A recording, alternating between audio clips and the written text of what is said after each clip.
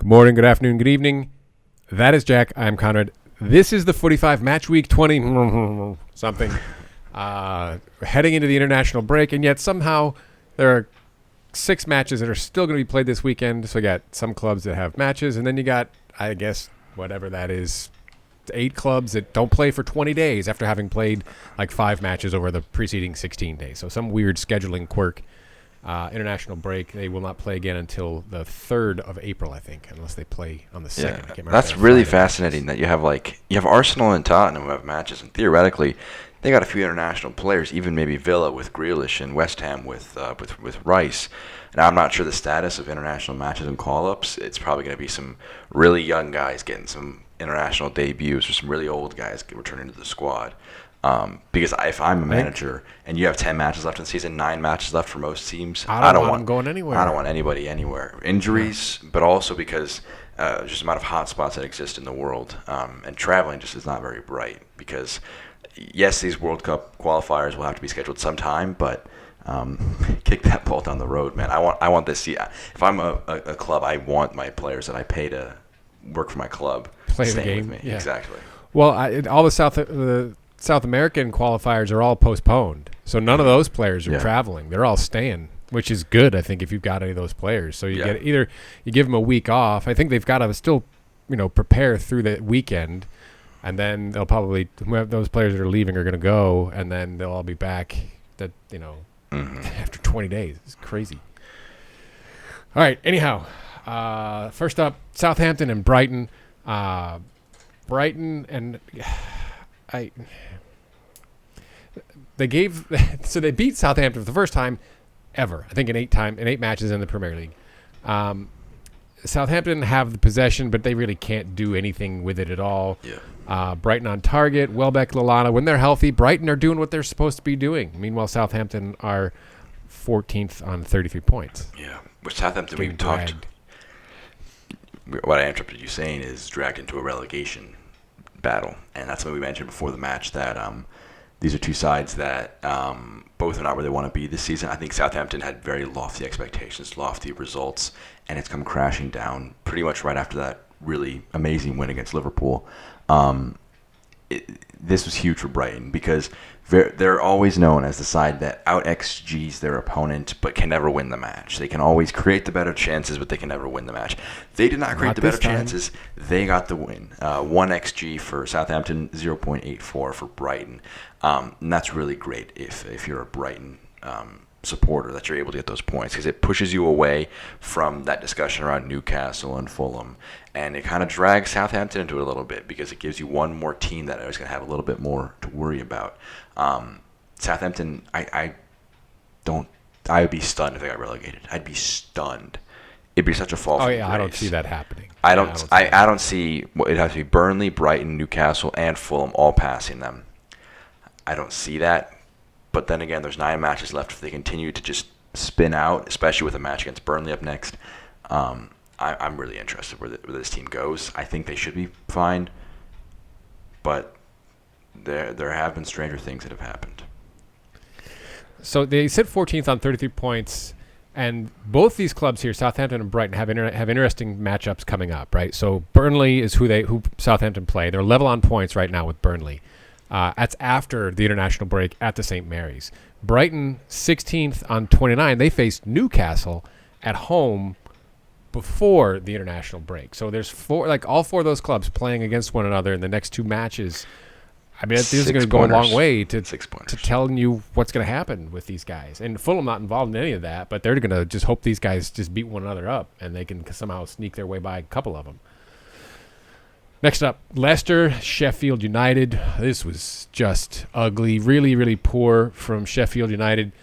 I wouldn't be surprised at this point if they don't get another point the rest of the season. That was a gutless performance from them. They were lucky it wasn't worse than 5-0. I think 5-0 was a good result for Sheffield United. Iheanacho had the hat trick, his first, now scoring in 3 consecutive matches, 2 assists from Vardy. Good confidence rebuilder for Leicester. This is exactly what you needed after the kind of the inconsistent play that they've had. But I feel for Sheffield United supporters because that team just didn't have it at all. No. I mean, you I don't know if it was their mutual agreement to leave. I know he wanted to leave in January. I don't know if he was sacked, but this is one of the. It's just been a sad fall from grace because last year they were seventh. Ninth. They finished ninth last season. Finished ninth. They were a shoo-in for mid-table this season. Injuries hit them. No fans has hurt them. I think it's also a case of, I don't want to name it after the Pochettino effect, but you get so much out of a group for so long, and then it all just comes crashing down. I really feel for the fans of Sheffield United because they're, unless something incredibly drastic and unexpected happens, they're going to be playing in the championship next year. And without Wilder, I'm not as confident in their ability to rebound because they have a lot of talent, but they're probably going to get poached a little bit by Premier League sides. And it's just an unfortunate situation all around. For Leicester on the other side, the positive side of this match, they looked great. Vardy created a lot of chances. Iheanacho getting into form is really big for them because he's been always had glimpses of the talent, hasn't really shown it in serious doses. And I mean, against bottom of the table, a side that only has gotten a point in 6 matches this season, isn't the most stunning of results. But you needed it. And it would have been an even worse discussion point if they had managed to drop points for Sheffield United side who looked that bad. But I don't understand losing Wilder. Like, what manager are you realistically getting who is going to be different and is going to actually bring you some success? He was your club through and through. Things went poorly for him, and I would have liked to see him backed. But if he decided that he had run his course, he could no longer push the side, then so be it. But just a sad situation for the club. 106 wins over 5 years, from 16 to 21. Yeah. And I think 77 losses in that. I mean, that's a remarkable haul for a club that was in League One. He got finishing ninth twice in the Premier League. Twice. He'll always be a legend. And I mean, even if they are relegated, they had 2 seasons of Premier League football, albeit one of them was the COVID, no fans at all season, and one of them had 10 matches or so without fans. I think it's just the players, fundamentally, it's a case of the manager can't kick the ball in the net. The manager can't stop the ball from being kicked in your net. And the players, I think, had to show a bit more pride. Yes, injuries suck. Yes, no fans suck. But at the end of the day, you're facing another Everybody's side. got the same deal. 90 minutes. You gotta step up. And they haven't stepped up, and they failed Wilder ultimately. Leicester third on 56. Next play, host to Man City. An interesting one at the top of the table. Again, that will be after the international break. Sheffield United remain last with 14. They travel to Ellen Road, face Leeds, also after the break. Arsenal Spurs. Arsenal looked very good here. Spurs saw peak Eric Lamela with the worldie in the first half. That Rabona was just, it's a brilliant idea and absolutely stunning execution.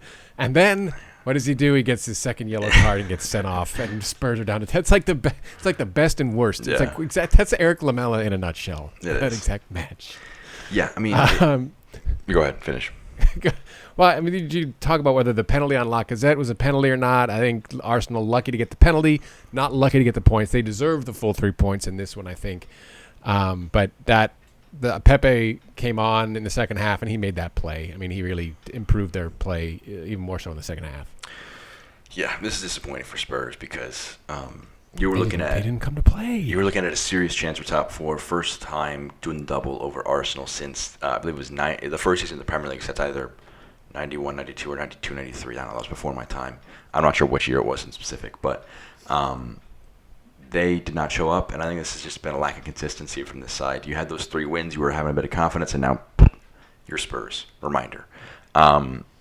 Arsenal, though, I think this is big for them because not much left to celebrate in the Premier League this season. Your only hope is left in the Europa League, but, I mean, you'll always celebrate beating your bitter rivals, so peak Lamela, though, that Rabona finish was exactly, every time you go up to take a Rabona, that's what you want to do. You want to just fizz one like that. You want to catch it like the Dimitri Payet assist for West Ham. That one was, I think, those two are up there with the 2 best Rabona executions I've seen in the Premier League in recent memory.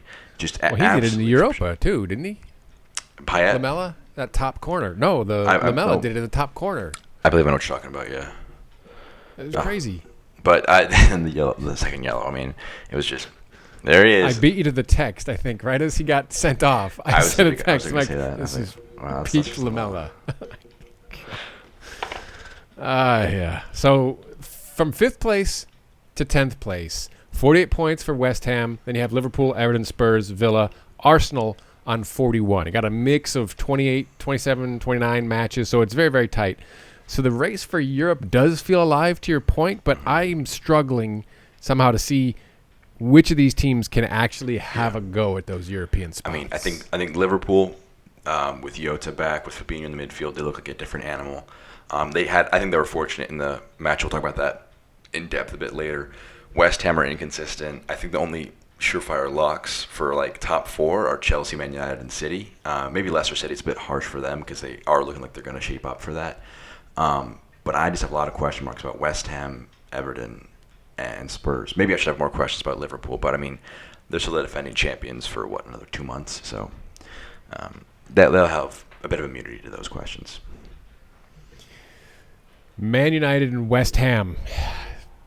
Yeah, West Ham did not come to attack in this match at all. 0 shots on target for West Ham. They did score the own goal on the Craig Dawson deflection on the Bruno corner early in the second half, but they were not going to get a result playing like that, playing Mark Noble in this side, playing that way against the United team that has not been very good at Old Trafford, full stop. And Moyes, even afterwards, he's like, yeah, we didn't set up all that aggressively. Wow, well, whose job is that? I just had a small yawn right before you finished that up, and that was me having to talk about another Man United Big Six match. I mean, in all seriousness, they were. This is actually a very pleasing performance for them because they have a lot of injuries. Actually, not a lot. They have some pretty key injuries. They got Rashford back. Rashford was back, so that was big for them. They were able to face a side that sat back. It's kind of like what you do with Liverpool. You sit back, limit the opposition's ability to run in behind you and have space in the final third, and they'll struggle. That's happened to Man United a lot when the teams sit back against them because they don't have Pogba. And Bruno can score goals, but he's less of a creator than Pogba is. This was important for them to get the win. The own goal wasn't the most deserved in that sense, but I mean 1.69 xG, you created a good amount of chances, and I think Greenwood on another day would have scored 1 or 2. So you dominated a very good West Ham side who are 5th, and anytime you dominate a side 5th in the Premier League this late in the season, that is deserving of a lot of credit. Now, I want to do a video in the future on if Ole should get an extension. There's a lot of rumors about him potentially getting a contract extension from his deal that is going to expire at the end of next season. I go back and forth on where I feel about Ole all the time. He's got the ability to make these kinds of results, but at the same time, is his Man United team, should they be doing better than they are? I'm not sure. But at the end of the day, your second is something you want to celebrate. I know that there was that clip of Solskjaer when Mourinho got second, and he was saying when he was at Mold, he was saying no Man United ex-players or supporters are celebrating second. They want to win the title. So he's not really living what he preached. But I think he has made a lot of progress for this club, and I'm actually very excited where they'll go because I think they're going to win. They're going to have a good shot at making a run in the Europa League, given that they pass against Milan. That's not an easy one after the 1-1 draw in the first leg, and they'll finish second in the league. So this has been a lot of really good development for Man United under Ole. Same for West Ham under Moyes, and so it was interesting seeing a former and current Man United manager face off. Well, I'll be curious to see what he's able to do in the window, right? I think that's what's going to – can he attract players by being Ole Gunnar Solskjaer? Is he going to attract the top kind of talent that they want? I think the big guy that you should go for, I know their fans go back and forth on if they're optimistic or pessimistic, get Erling Haaland. I mean, who was one of his youngest managers – or one of his first managers? Ole Gunnar Solskjaer. So unless Ole was just a complete Dumbo in the training sessions with him – then he probably left a good impression. Maybe they got a relationship. Maybe they got a relationship. Raiola, I know that his relationship with Pogba makes him kind of a downside for the club. But if you can keep Pogba, sign Haaland, that by itself, you need a lot more things besides that. That'd be a really good window. That's unbelievable. So United sits second on 57. They host Brighton after the break. West Ham remained 5th on 48. They host Arsenal, as we talked about. That's before the break, I believe, that one, yeah? Yep, that's 21st of March. Weekend. Yeah, interesting. Good matchup. Last up, Wolves and Liverpool. These are two teams that are better than their table positions show. Wolves in 13th, Liverpool 8th entering this. And they're two teams lacking in confidence. They're lacking in goal scoring, confidence in general. Diego Jota, the difference maker against his old side, and provided Liverpool with both of these sides really need, which is clinical finishing, right? Yes. Just a great finish. Liverpool looked good defensively, which is not something that we've had a chance to say in a while. Phillips and Oblak, I think now that was the third time. Did you put Oblak intentionally, or do you mean to put Kabak? I keep doing that. I did that last time. God, Kabak, because Ozan, Kabak, Oblak. That's what I'm doing. Yeah, you're just shoving together. That's throwing me off. And I put it in the notes that way too. It's like, anyhow, that's their third time playing together, which has got to be the high since forever ago. In terms of the same center back pairing. Wolves, unfortunate to see Rui Patricio exit after the collision with Connor Cody as a result of that stupid offsides rule where the linesmen are not allowed to put their flag up, and that doesn't happen if they just allow them to call offside. It makes no sense. I would agree with that assessment if that was a cut and dry, he's about a yard and a half offside. It was tight. And yes, those are the consequence of that happening, but that could happen at any point in any part in the match. Should referees call fouls more aggressively to ensure players don't have a two-footed challenge put in? I don't think so. It's obviously unfortunate, and it's obviously you hope for the best for Patricio, but you have to let play go on unless it's a very clear offside situation. Right, but if you're going to put it to VAR anyways, then let them call it so that the play stops. That way you don't have this situation. I don't think it makes any sense. I don't like calling the play dead is the issue that they have. Is they have to kill the play off versus obviously this happens, but it is the risk of an injury in a football match worth making sure that you can ensure that there are less incorrect calls made. I think it is. There's been very few offsides that are actually factually incorrect. Yeah, getting back to the match, though, I think for Liverpool it's a big deal to have Fabinho back in the midfield because he's just a steadying presence for Thiago, for Wijnaldum. And you mentioned Phillips and Kabak, not Oblak. They're different team. Phillips is a fascinating one for me because he's a cult favorite now because of his propensity for heading the ball very aggressively. And there's center back is a big deal, and it was a big result for Liverpool. They needed these 3 points. They are now up 2 spots to 6 on 46, 5 points clear of the Champions League spots. They travel to the Emirates to take on Arsenal after the international break. Wolves, meanwhile, dropped to 13th on 35. Next host Hammers at the Molineux after the break. I think both these clubs, Wolves have a shot at getting to 10-9. Liverpool still do have a shot at getting into those Champions League spots, but both these clubs are much better than what they've shown thus far. So that'll do it for our look back at week 20, whatever, 8-ish. Jack, Conrad, this has been the 45. Please do subscribe, let us know what you think in the comments. Look for us on the Twitter at the 45. Take care now.